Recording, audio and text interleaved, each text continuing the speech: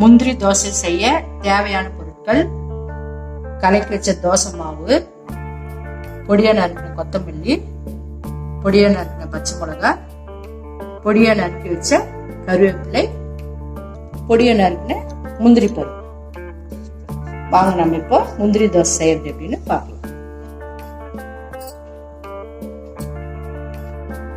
முந்திரி தோசை செய்ய போறோம். நம்ம இப்ப முந்திரி தோசை இங்க பாருங்க, மாவு இந்த அளவு கலக்கி, ரொம்ப திக்கா இருந்தாலும் தடிமனா வரும். மாவு இந்த மாதிரி திட்டமா கலக்கிட்டீங்கன்னா தான் தோசை நல்லா மெலிசா வரும். ஏன்னா நம்ம இதெல்லாம் திருப்பி போடுறது இல்லை, செஞ்சு சாப்பிடுவோம்.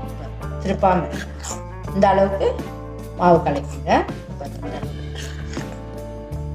அப்புறம் அதுக்கு இந்த தவா காமிச்சு, தவா சூடு எரிச்சு, தவா சூடு எரிச்சு இப்போ நம்ம தோசை பொறுமையாக செய்யுங்க. அப்போதான் நல்லா இருக்கும் சாப்பிட்றதுக்கு.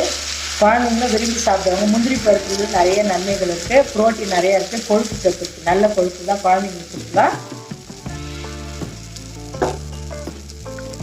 பொடியா நறுக்கி வச்ச முந்திரி பருப்பு மேலே போட்டு, தேவைக்கு எவ்வளோ வேணுமோ அவ்வளோ போட்டுக்கலாம். முந்திரி நல்லது தான் உடம்புக்கு. குழந்தைங்களுக்கு எலும்பு வளர்ச்சிக்கெல்லாம் ரொம்ப ரொம்ப முக்கியம். அதுவும் இல்லாமல் முந்திரி பொடிச்சது ரொம்ப டேஸ்டாகவும் இருக்கும். இங்கே பாருங்க, நெய் போட்டு கொடுங்க, நல்லது உடம்புக்கு. நெய் வந்து எலும்பு வளர்ச்சிக்கு ரொம்ப முக்கியமானது இல்லையா? அதனால நெய் போட்டால் இன்னும் வாசனையாக இருக்கும். முந்திரிக்கு நெய்க்கும் காம்பினேஷன் சூப்பராக இருக்கும். ஈவினிங் டைம்ல குழந்தைங்களுக்கு இந்த மாதிரி முந்திரி தோசை செஞ்சு கொடுத்தீங்கன்னா ரொம்ப விரும்பி சாப்பிடுவாங்க. உடம்புக்கு எந்த கெடுதலும் கிடையாது. நம்ம வீட்டிலேயே செஞ்சு கொடுக்கலாம். கடையில தான் போய் ஹோட்டல்ல தான் போய் சாப்பிடணுன்ற அவசியம் இல்லை. இந்த மாதிரி வீட்டிலேயே நீங்க செஞ்சு கொடுங்க, குழந்தைங்க விரும்பி சாப்பிடுவாங்க. இன்னும் கொஞ்சம் நெய் கூட போட்டுக்கலாம்.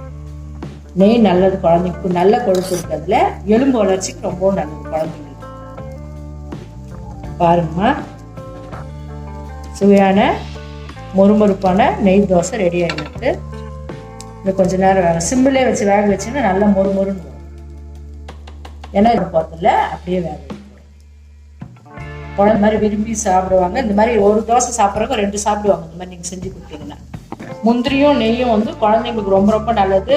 எலும்பு வளர்ச்சிக்கு நல்லது. 2வது ஸ்கின் நல்லா இருக்கும், எலும்புலாம் உறுதியாக இருக்கும். நல்லா ஞாபக சக்திக்கு நல்லது. நெய் வந்து மூளை வளர்ச்சிக்கு நல்லது. தோசை ரெடி ஆகிடுச்சு. இப்படி அழுத்தி விடுங்க, அப்பதான் அந்த முந்திரி வந்து கீழே விழாம மாவோட சேர்ந்து.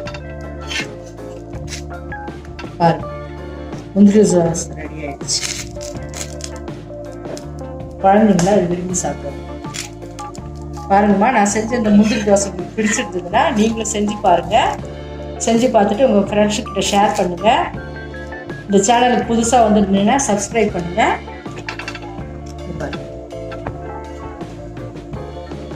உங்க கமெண்ட்ஸ் எனக்கு சொல்லுங்க. மொறுமொறுப்பான முந்திரி தோசை ரெடி ஆயிடுச்சு.